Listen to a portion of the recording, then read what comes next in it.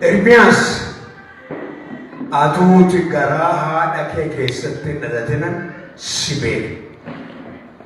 Amannes amanuudhaa baannes mana caatii teenyes mana shiishaa teenyes mana waaqayyoo teenyes waaqayyo guyyaa nu uume beeka. Guyyaan isaa isa jalaan badu. Hin gowwoominaa.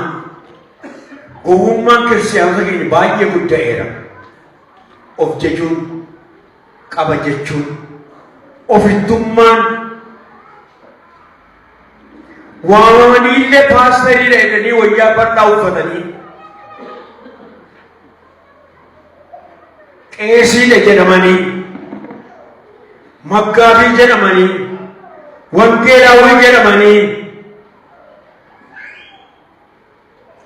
barsiisa jedhamanii raajota jedhamanii ergamoota jedhamanii cinaacha mataa isaaniitiin deemu.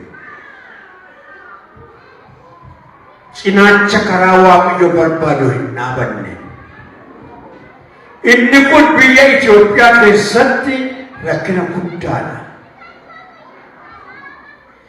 Rakkinni inni lammaffaa walitti qabamuu tokko ta'uu dadhabuudha. Seexanni karaa guddaa isheen banatti yoo jiraate karaa tajaajiltoota gargar baasuuti. Eyu deebi'a laata. Har'a tajaajiltoota baay'een arge waldaa kanatti. Waaqa isinaa eebbisu. Buraayyuttis tajaajiltoota baay'een arge. Waaqa isinaa eebbisu.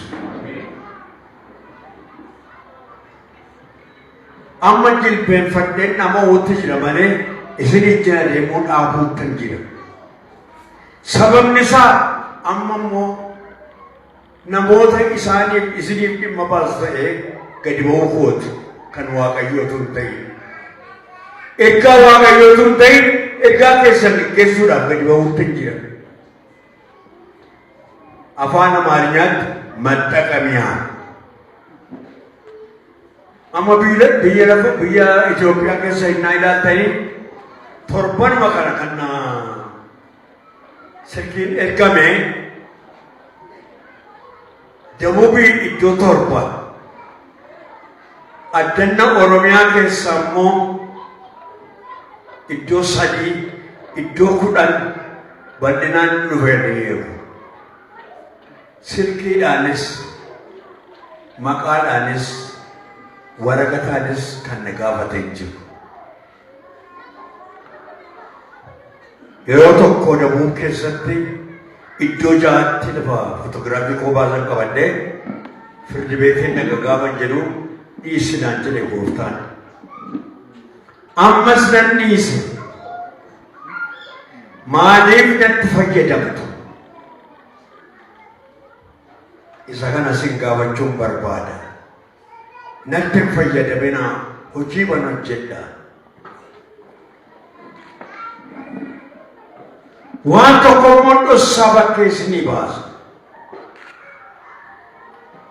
Raajonni bara kana raajota ofiin jedhanii ba'an 1,100 raajota otoo hin ta'in karabantuudha. Kennaa fayyisuuf kennamee fi kennaa fayyisuutti dabalamee immoo maggalatti isa jedhu addaan baasuutu kennameef. Kennaa fayyisuu fi kennaa addaan baasuu malee kennaa raajii ammallee gadi ba'ee eessayyuu hin jiru Itoophiyaa keessa.